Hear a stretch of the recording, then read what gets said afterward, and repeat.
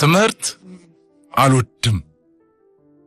ሌላ የምጠላው ነገር ዱባ ወጥ ነው። ትምህርት ቤት ከመምጣት ግን ቁርስ፣ ምሳ፣ ራት ዱባ መብላት ይሻለኛል።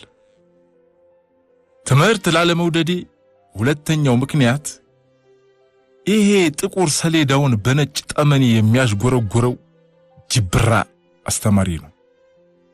አውግቸው ይባላል። አንደኛው ምክንያት የታወቀ ነው ብዬ ነው። በጥቅሉ ትምህርት ያስጠላል። ጨዋታ ደስ ይላል። ረፍት እስኪደወል እየተቆነጠነጥኩ ነው። 3ቱ ክፍለ ጊዜ እንደ አባይ ወንዝ ሲጥመለመልብኝ ነው እዚህ የደረስኩት። ለ15 ደቂቃ ረፍት 2 ሰዓት ሙሉ መጓጓት የየዕለት ተግባሬ ነው። ከፊቴ የሚቀመጠው መድህንም ኪል የሚለው አብሳሪ ደወል እንደ አሜሪካ እንደራቀበት ያስታውቃል። ያነሳል፣ ይጥላል፣ ደሞ ይነካል፣ ይንቆራጠጣል። በክፍላችን ጥቂት ጎበዝ፣ ብዙ ሰነፍ ተማሪዎች አሉ። ድሮ ጎበዝ ተማሪ ሁሉ ትምህርት የሚወድ ሰነፍ ሁሉ ደግሞ የሚጠላ ይመስለኝ ነበር። ግን አይደለም። እንዲያውም ጎበዝና ሰነፍ ተማሪዎችን የሚያመሳስለን አንድ ነገር ሁለታችንም ትምህርት አለመውደዳችን እንደሆነ ደርሼበታለሁ። እስከዛሬ ትምህርት ጣመኝ ድገመኝ የሚል አንድም ተማሪ አይቻላቅም። ልዩነታችን ጎበዞቹ እነ ዳንኤል ባይወዱትም ያጠናሉ። እኔና መድህን ደግሞ የማንወደውን ነገር አቅፈን የምንስምበት ምክንያት አይታየንም። ድንገት ከታየንም ያቀተናል። እነ ዳንኤል ለምን እንደሚያጠኑ አውቃለሁ። ዶክተር ለመሆን ነው። የማላቀው ከመስከረም እስከ ሰኔ የማጥናት ብርታቱን ከየት እንደሚያመጡት ነው። ዳንኤል አስተማሪ ሲቀር ልክ እንደኔ ደስ ይለዋል። እሱ ሙስሊም አይደለም፣ ግን የነብዩ መሐመድ ልደት ከከድር ይልቅ ያሳስበዋል። ለምን ቢባል የዚያ ለትምህርት ይዘጋል። ስፖርት ክፍለ ጊዜ ላይ ከክፍል ውጡ ስንባልም እንደ ሁላችን ዳንኪራ ይመታል። ወደ ቤት ከሄደ ወዲያ ግን ምን ጀት እንደሚገባበት አላቅም ያጠናል። ሂሳብ የቤት ሥራ ሰርተሃል አለኝ። የሚይዝ የሚጨብጠው ያለቀበት መድህን ወደኔ ዞሮ በሹክሹክታ። እሱ ይንሾካሾክ እንጂ እኔ ግን ከፍ ያለ ርዕደ መሬት ነው የተሰማኝ። አልሰራውም። ሰው ልዩ ነገር ያስደነግጠዋል። አይጣይጥ ሲባል የሚያቅለሸልሸው ሰው አውቃለሁ። እባብ የሚያሸብረው ሰው አለ። እኔን ከሁሉ በላይ የሚያረደኝ ነገር የቤት ሥራ። ከዚያ ቀጥሎ ደግሞ ጥናት የሚባል ንግግር። ብዙ ጊዜ የቤት ሥራ ሳልሰራ ረሳውና አገራማ አልብዬ ክፍል ተቀምጬ ሳለ መምህር አውግቸው ድንገት የቤት ሥራ ሲል ላይ ቤት የተሰራብኝ ያህል ትንፋሽ ያጥረኛል። ዛሬ ቤቱን መድህን ቀድሞ ሰራብኝ። አልሰራሁም። እኔም አልሰራሁም። ስንተኛው ፔሪየድ ነው? 4ኛው። ከረፍት ስንመለስ በቃ ጉድፈላ። ወደ ጠረጴዛው ተመለሰና ብጣሽ ወረቀት ላይ የሆነ ነገር ሞነጫጨረ። ሰጠኝ። አነበብኩት። ለምን አንፎርፍም ይላል። አርነትና ፍርሃት ተቀላቅለው ጎበኙኝ። ፍርሃቴ ለመፎረፍ እንግዳ መሆኔ ነው። መድህን ለምዶታል። የትምህርት ቤታችንን አጥር መሹለኪያ ቀዳዳ ቦርቡሮ ያሰፋው እሱ ነው ይባላል፣ እንደ ቤታቸው ሳሎን ስለሚመላለስበት። ስለዚህ ዋናው በር እንደሚባለው ሁሉ አንዳንድ የክፍላችን ልጆች መድህን በር ይሉታል። በጦርነት ጀብዱ ሳይሰራ አገር ሳያቀና በስሙ በር ሲሰየምለት ያየሁት እሱን ነው። በላይ ዘለቀ እንኳን በር የለው። አርነት ብፎርፍ ከቤት ስራውም ከዛሬውም ትምህርት ማምለጤ ነው። አርነቱ በለጠብኝ። እሺ የቤት ስራ ተጭኗቸው የቆዩት የፊቱ ደም ስሮች ተፍታቱ። እሺ እንፎርፍ ስለው የንጋት ጀንበር ፈገግታ ተላብሶ ዞረና ተረጋግቶ ተቀመጠ። በረፍት ከክፍላችን ልጆች ጋር ሜዳው ላይ በጨዋነት ስንጫወት ቆየን። ሲደወል መድህን እንደሚያባረረኝ መስለን እየተሯሯጥን ከሜዳው አጠገብ ወዳሉ ዛፎች ተሰወርን።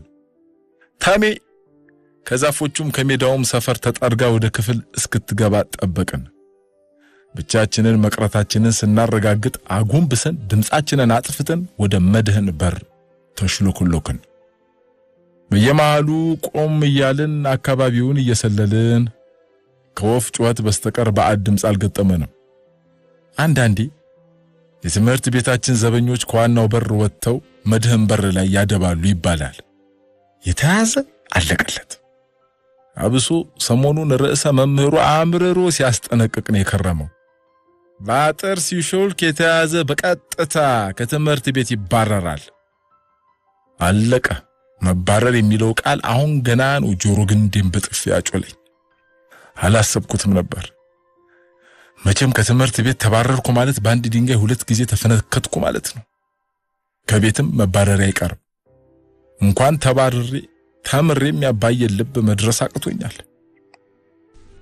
የመድህን በር ላይ ስንደርስ ሰማይ ምድሩ ዞረብኝ። የመድህን በር የለም። አሮጌ ልብስ ላይ እንደተጣፋ አዲስ ጨርቅ አሮጌው የግንብ አጥር መሃል ላይ አዲስ ልስልስ ሲሚንቶ ተሞልቶ ይታያል። የመድህን በር ተደፍኗል። ከመቼው ደፈኑት? ከትናንት ወዲያ እኮ በደህና እየሰራ ነበር። አልፌበታለሁ። መድህን ግራ ገባው። አየር አጠረው፣ ቃል አጠረው፣ ማጣፊያ የተባለ አጠረው። እውነትም ሲሚንቶ የቅርብ ጊዜ እንደሆነ ያስታውቃል። እርጥብ ነው። ምን እናድርግ?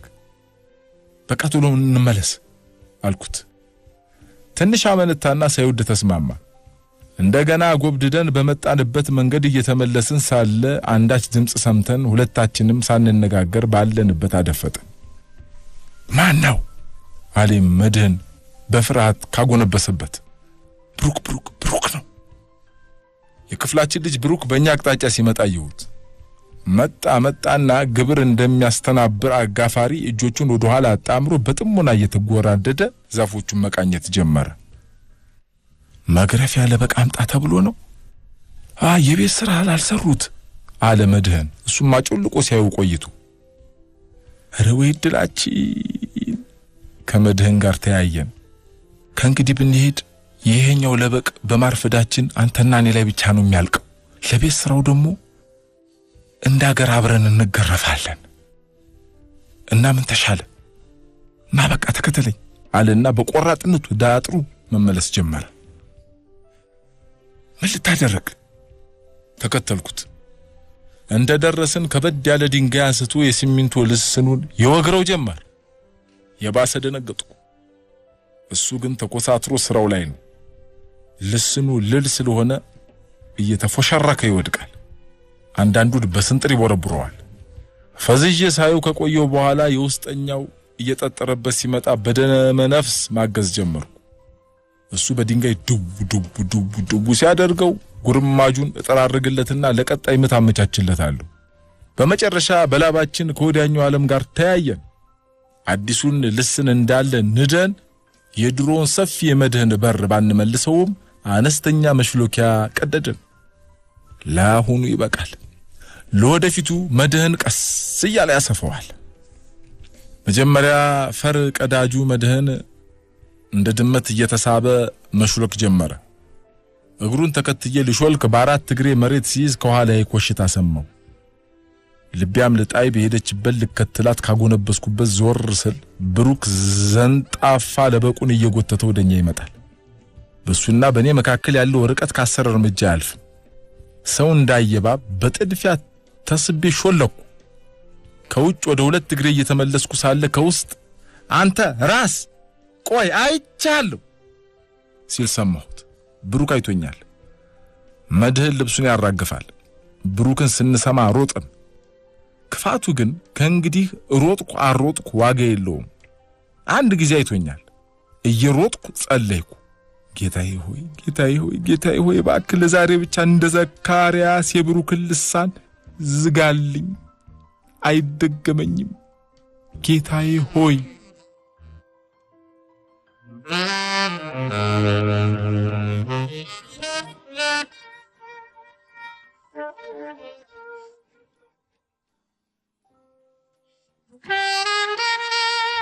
በማግስቱ ጧት ሰልፍ ላይ ርዕሰ መምህሩ ማሳሰቢያ ሲናገር ካሁን ስሜን ጠራ እያልኩ ሰባንን አረፈድኩ።